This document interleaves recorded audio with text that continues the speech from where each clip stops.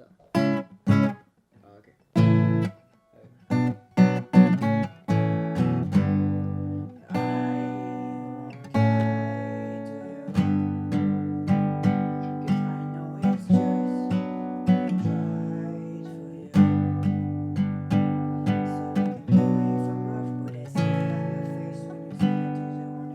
C'est sûr qu'en Colombie, c'est une guerre qui dure depuis 51 ans, donc ça fait quand même beaucoup de choses qui y arrivent simplement dans le pays, à plusieurs régions.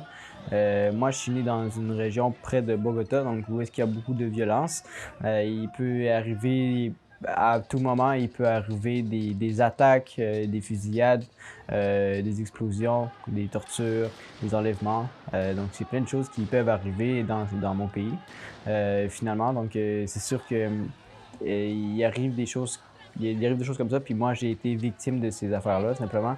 Moi, mon papa, à moi, en fait, il s'est fait assassiner par un FARC, ce qui se trouve être les Forces armées révolutionnaires de la Colombie. Donc, moi, quand mon papa est décédé, ma mère pouvait plus un peu prendre soin de ses enfants parce qu'on est 8.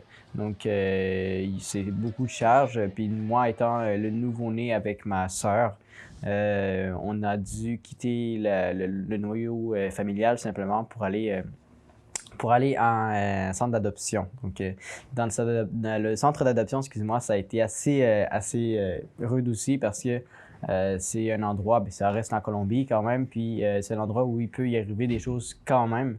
Euh, donc, ça veut dire que moi, à 3 ans, quand je suis arrivé en adoption dans ce centre-là. Donc, dans le centre d'adoption, c'est sûr que on est plusieurs enfants, donc je dirais qu'on était environ une centaine en tout.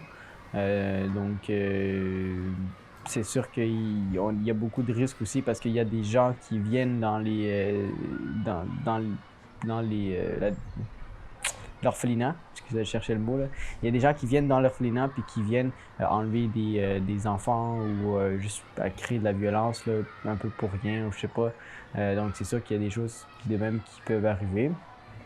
Moi, et je me souviens en fait là, il y a des fous qu'on appelle slocos qui viennent dans l'orphelinat puis qui viennent simplement faire de la violence. Moi, simplement, je me souviens un peu que j'entendais des coups de feu, en fait, avec les gens qui venaient à force de les entendre. Et moi, je m'en souviens. Puis on appelle ça des souvenirs auditifs, donc ça revient souvent. Moi, avec ce qui s'est passé, c'est sûr que des fois, ça peut être plate de trouver une motivation dans tout ça. Donc, c'est sûr que moi, ma motivation, puis mon passé, donc mon histoire, ça me représente beaucoup. Donc, la façon dont je suis capable d'aller chercher ça, c'est juste avec la musique que je vais chercher ça simplement. Et moi, à la maison, puis le seul truc que j'ai envie de faire, c'est de prendre une guitare puis de vouloir essayer d'exprimer mes sentiments à travers la musique. C'est comme ça que je réussis à trouver une réconciliation un peu, puis une vie, puis une motivation. Donc, c'est vraiment de cette façon-là que je suis capable d'aller mieux, en fait, en jouant la guitare, même en jouant du piano, en essayant d'exprimer les sentiments que je vis en ce moment avec des accords, avec des gammes, puis avec des paroles.